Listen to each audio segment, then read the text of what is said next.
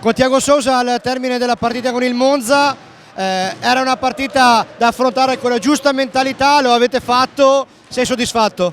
Sì, molto soddisfatto per il lavoro che abbiamo fatto in tutta la partita. Sapevamo che Monza è una squadra ben organizzata, che giocava bene, che con alcuni movimenti sono simili a quello che facciamo noi e sapevamo che era importante entrare molto bene nei primi 10 minuti, era importante per direzionare la partita e abbiamo fatto, sono molto contento con quello che abbiamo fatto. Venivate da una settimana in cui non avevate giocato per gli impegni del Follonica in Continental, avete lavorato bene per 2 settimane, come sta la squadra, qual è il momento del Trissino adesso? No, stiamo molto bene, con molta voglia di giocare e queste 2 settimane senza gioco non è stato bene per noi perché questa squadra ha una voglia tremenda di giocare, di fare bene e di vincere, che è quello che vogliamo sempre.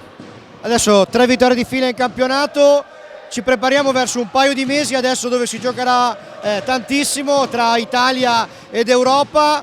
Come ci arriva il Trissino e qual è lo spirito per vivere tutte queste partite? Noi pensiamo partita a partita, non pensiamo più lontano che la prossima partita. La prossima partita è a Viareggio, martedì cominciamo a preparare questa partita e dopo di Viareggio vediamo contro chi giochiamo perché dobbiamo stare sempre a pensare alla prossima, non possiamo pensare troppo lontano. Sappiamo che dopo abbiamo la Champions, che è un altro obiettivo della nostra società, che vogliamo fare bene, che arrivare in Final Four, ma adesso il più importante è pensare a Viareggio, che sicuramente va a essere una partita molto difficile, una pista dura e dobbiamo arrivare a Viareggio a 100%.